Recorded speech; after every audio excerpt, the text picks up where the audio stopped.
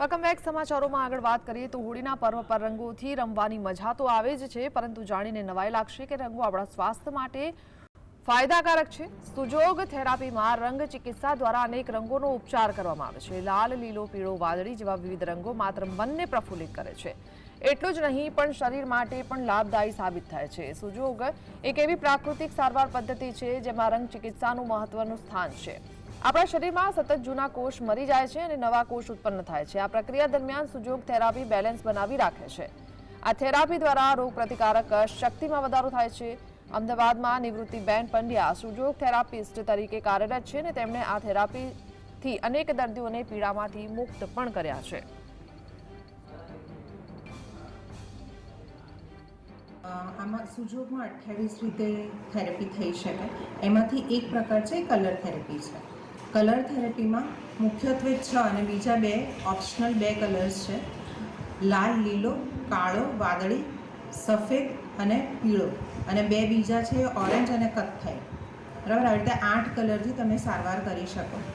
બીજા ઘણા બધા કલરની પણ મદદ લઈ શકાય, પરંતુ આ 8 કલરથી સફિશિયન્ટલી કોઈપણ રોગની સામે લડી શકાતું હોય છે। મારા એજ રિલેટેડ અને બીજા ઘણા કોમ્પ્લિકેશન્સ સુજોગથી ક્યોર થયા છે। મેનોપોઝનો પ્રોબ્લેમ હતો, મારા આર્થરાઇટિસનો પ્રોબ્લેમ પણ સોલ્વ થયો છે, અને મારા મણકા વચ્ચે ગેપ થઈ ગયો હતો એ પણ નિવૃત્તિબેને સુજોગથી મને સોલ્વ કરી આપ્યું છે। હું મારા ડોટર ગુંજનને લઈને અહીંયા આવું છું, અને ઓટિઝમ છે અને બહુ હાઇપર એક્ટિવ છે।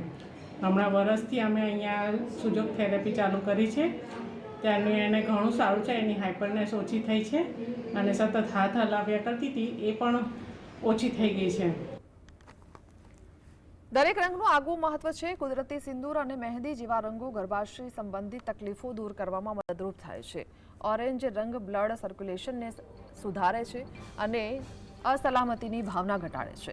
પીળો રંગ ગળા, આંખ અને કબજિયાતના ઇન્ફેક્શન માટે ફાયદાકારક છે। લીલો રંગ ડિપ્રેશન ઘટાડે છે અને બળતરામાં રાહત આપે છે, જ્યારે વાદળી રંગ સ્ટ્રેસ અને નકારાત્મકતા દૂર કરી માનસિકતા સ્થિર કરે છે। આ રંગ સ્કિન સમસ્યાઓ અને હાઈ બ્લડ પ્રેશર માટે પણ લાભદાયી છે। જો તમે પણ ધૂળેટી પર રંગોથી દૂર રહેવાનો વિચાર કરતા હો તો આ વિચાર ત્યજીને હવે રંગોની મજા માણજો, પરંતુ નેચરલ રંગોનો જ ઉપયોગ કરજો કે જેથી આરોગ્યને નુકસાન ન થાય।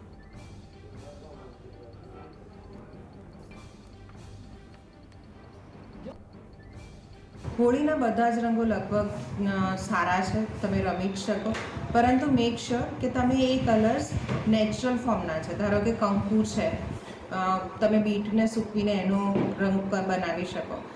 એ કોઈ પણ કલર જો નેચરલ ફોર્મમાં હશે તો એ તમને મદદ કરશે।